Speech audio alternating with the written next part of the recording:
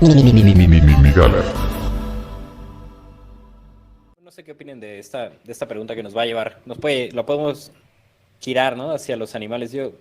Hay quienes creen que con el paso del tiempo habrá una disminución de la violencia en la especie humana, per se por el paso del tiempo, per se por la evolución del ser humano. Analizando más o menos la conducta, ¿no? Pensando en la conducta de las especies animales, nosotros nos damos cuenta de que hay especies que son pacíficas, que no tienen medios de ataque, que no tienen medios de destrucción como a sí mismos, a los otros. Quizás sí se alimenten de lo demás y eso sea un tipo de violencia, si filosofamos mucho al respecto o no. Pero hay otras especies que son, o sea, netamente cazadoras y netamente violentas, e incluso entre individuos de su propio clan, y que algunas pacíficas desaparecen mientras aparecen unas beligerantes, y algunas beligerantes desaparecen mientras aparecen otras pacíficas.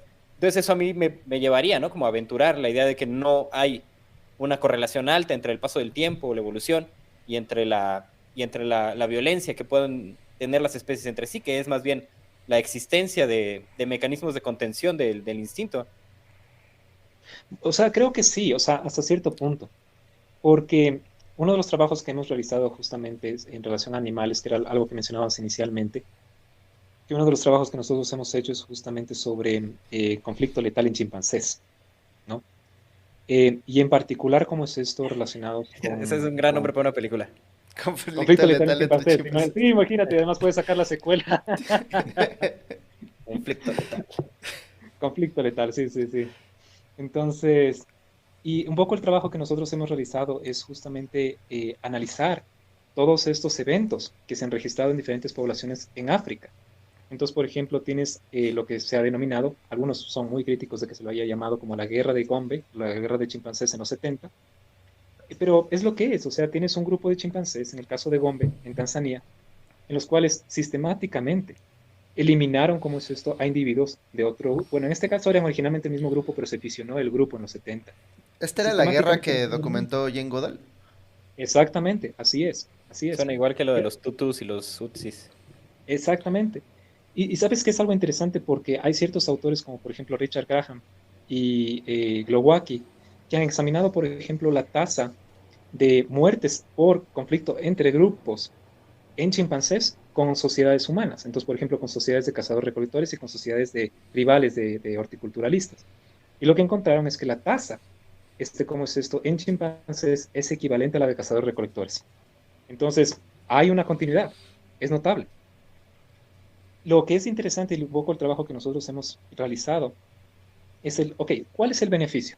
¿Cuál es el beneficio, por ejemplo, que puede tener el grupo o determinados chimpancés en patrullar su territorio, encontrar a ciertos rivales de otros grupos y matarlos? Porque además este tipo de ataques son extremadamente sistemáticos, ¿sí? No es que, por ejemplo, están ocasionalmente en las fronteras del territorio, se encuentran con alguien y lo matan. No, sino que son patrullajes de, por ejemplo, de 8 machos, ¿no? Las hembras ocasionalmente pueden participar, pero son hombres, son hembras jóvenes, pero son principalmente machos, que patrullan las inmediaciones e incursionan en el territorio, como es esto de la tropa rival o de la comunidad rival. Y dependiendo cómo es esto, y es fascinante porque tienen habilidades numéricas como para saber cuál es el tipo de respuesta que van a tener. Entonces, por ejemplo, si es que encuentran, ¿cómo es esto? Un individuo en solitario, un grupo pequeño, esta partida, ¿no es cierto?, de invasores, inmediatamente lo atacan y lo matan, ¿no? Y hay algo interesante también acá, que dependiendo de si es que es macho o hembra, el tipo de ataque también es diferente.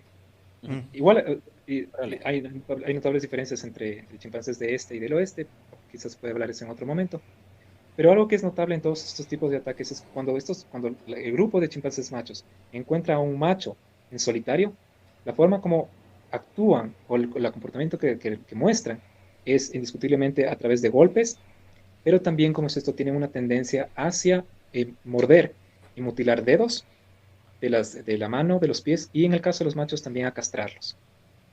Y también ir a la garganta, ¿no? De hecho, Michael Wilson tiene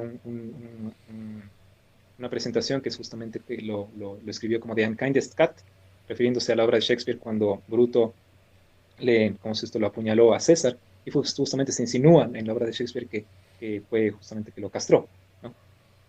Y es llamativo porque sí tienes este tipo de respuestas. Entonces, bueno, El asunto está en que si es que tienes un individuo en solitario y la partida, por ejemplo, de invasores lo encuentra, lo va a matar. Así de simple. Si es que la partida encuentra, por ejemplo, un grupo relativamente similar, lo que va a suceder es que van a tener todos estos despliegues vocales, van a, ¿cómo es esto? A golpear los árboles, van a lanzar hojas y ramas, pero ahí queda. Cada grupo se va por su La cuenta. jaca y ya, Exactamente, exactamente. Es como la jaca de el los rugby. maoríes. Exactamente. Y queda. Pero, si es que la partida invasora va al otro lado y se encuentra con un grupo más grande, el grupo más grande puede contraatacar y los puede perseguir. Mm. Entonces, es extremadamente llamativo porque inclusive a nivel de habilidades numéricas te da una pauta de cómo pueden reaccionar. Entonces, utilizan justamente como ciertos elementos, ciertas pautas heurísticas de decir, o sea, si es que tienes tanto número de chimpancés como rivales, haz esto o no. Pero también es interesante el grado de flexibilidad. Y indiscutiblemente, cuando Jane Goodall reportó ese tipo de comportamientos en los 70, la acusaron que fue producto de proveer a los chimpancés de comida Mm. y que más bien esto era completamente artificial. Pero el problema está en que Gombe fue solamente uno de múltiples sitios de campo, algo así como cerca de 20 sitios de campo en el África, en los cuales se encontró el mismo tipo de comportamiento. Y el más serio es en Uganda, en Kibale, como se esto en Ngogo, en los Ujú. cuales es impresionante. Es impresionante. Sí, numéricamente o... Sí, numéricamente, o sea, por ejemplo, la tasa, el porcentaje de individuos que mueren en ese tipo de conflictos realmente hace que Gombe palidezca. Entonces, usualmente en la cultura popular se habla más de esta, entre comillas, guerra entre chimpancés en Gombe, pero en Gogo es terrible, es terrible. Pero en ese Entonces, caso, ¿la guerra es, digamos, una estrategia de supervivencia natural o es como parte de la Yo cultura tenía la de misma estas pregunta, o sea, tribus? cuál es el objetivo de este conflicto letal? ¿Cuál era el ese, objetivo ese es de justamente, matarlos? así es, y esa es justamente la pregunta que también nosotros nos hicimos. Y pudimos trabajar con los datos de Ngogo, que fue fantástico, en la medida en que teníamos información sobre el número de crías de cada uno de los machos, Mm. ¿no? Y lo que nosotros encontramos fue lo siguiente, es que esto inicialmente no va a sonar completamente, no va a sonar muy novedoso, pero vamos a llegar justamente al punto novedoso del estudio, es que inicialmente lo que se encuentra es que los chimpancés machos que más patrullaban eran los chimpancés que más crías tenían, ¿sí? Y dices, bueno, sí, probablemente son una competencia de formidabilidad, es decir, los machos más dominantes son los que también más patrullan, entonces, bueno, tienen más crías, ¿no? Pero este es el estudio que nosotros realizamos y que lo publicamos en el 2020, en el que nos preguntamos lo siguiente. O pongamos el siguiente ejemplo. Supongamos que estamos los tres, ¿sí? Y ¿cómo es esto? Y David patrulla, yo qué sé, 30 veces. Y yo patrullo 20 veces, ¿no es cierto? Y José patrulla, ¿cómo es esto? Yo qué sé, 40 veces, ¿sí? 10. Y vemos el número de crías, por ejemplo, que cada uno ha tenido. Y podemos relacionarlo entre sí. Pero luego hay otra cosa que es interesante. Esos patrullajes no suceden en solitario, sino que suceden en grupo. Mm. Entonces, ¿qué pasa si es que comparamos y calculamos la media, el promedio de nosotros tres cuando patrullamos en conjunto? Y lo comparamos con las veces que patrulla, por ejemplo, otro grupo de tres chimpancés. Y lo que nosotros encontramos fue que si es que el promedio del grupo es más alto en el patrullaje, también tiene un efecto en el número de crías que tienes. ¿Cómo? O sea, entre más gente, bueno, no gente, entre más chimpancés se apunten para el patrullaje, ¿es más alto el número de crías No de la media? necesariamente, es más, pongámoslo de la siguiente forma, es más o menos como si lo piensas como el MVP. Es Mm. decir, si es que, porque imagínate si es que nosotros tres patrullamos Sí. y yo patrullo una vez, baja el promedio de nosotros, Sí. ¿sí? Pero en cambio, si es que patrullamos todos con alta frecuencia, el promedio es mucho más alto y es mucho más alto que otros grupos. No lo puedo creer. Entonces, ¿Encontraste evidencia de un dicho sí. que le encanta al búho, que es buen político? Él siempre dice que militante que no milita debilita. Entonces, es extremadamente llamativo porque refleja los beneficios hacia el grupo. Entonces, no es solamente los beneficios que obtiene el individuo, sino los beneficios que obtiene el grupo y a través del grupo el individuo.